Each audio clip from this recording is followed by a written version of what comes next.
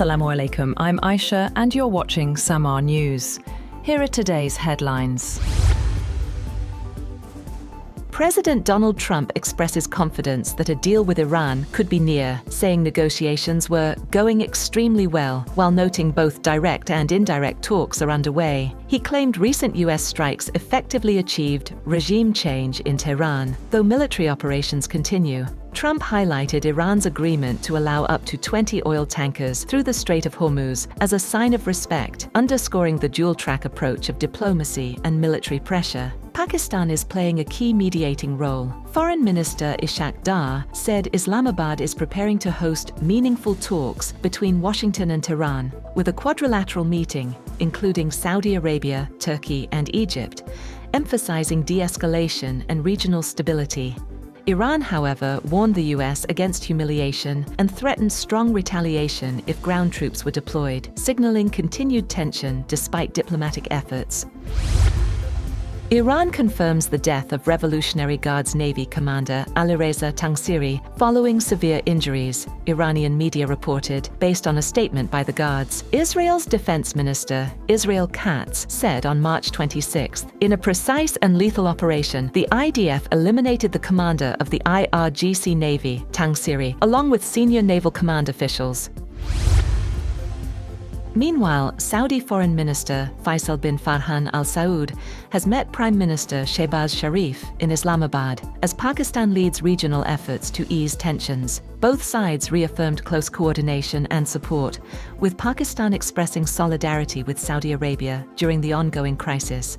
Shehbaz Sharif also had meetings with the foreign ministers of Turkey and Egypt in Islamabad, as Pakistan intensifies efforts to ease tensions in the Iran conflict. Foreign Ministers Hakan Fidan and Badr Abdulati joined senior Pakistani officials, including Ishaq Dar, for high-level consultations. Israeli Prime Minister Benjamin Netanyahu has ordered an expansion of military operations in southern Lebanon, citing ongoing rocket attacks from Hezbollah and rising security threats along the border. Netanyahu said the move aims to push threats further from Israel and strengthen northern security, following previous plans to extend the buffer zone to the Litani River. The escalation comes after continued Hezbollah rocket fire, triggered by recent US and Israeli strikes on Iran. Casualties continue to mount. Over 1,100 people have been killed in Lebanon, including civilians, while 4 Israeli soldiers have died.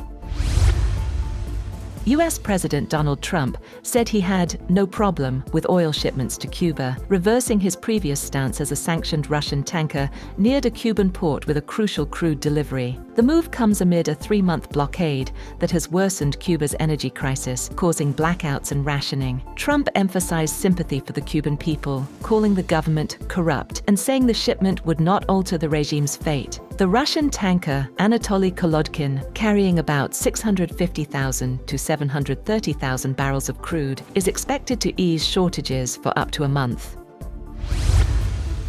Global oil prices surged sharply, with Brent crude climbing above $116 a barrel, its highest level since March, after Iran warned it was prepared for a possible US ground invasion amid the ongoing Middle East conflict. The spike reflects deepening market anxiety as the US-Israel war with Iran enters its 5th week, with regional attacks widening and essential infrastructure threatened. Analysts say the nearly closed Strait of Hormuz, a crucial route for about 1/5 of global oil and liquefied natural gas supplies, has tightened supply risks and contributed to one of the steepest energy price jumps in decades.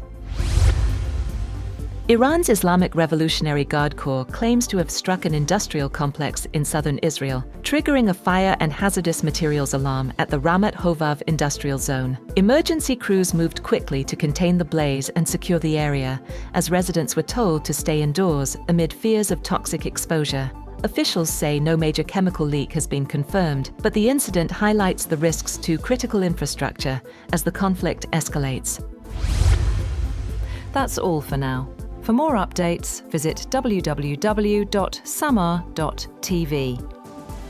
Thank you for watching Samaa News.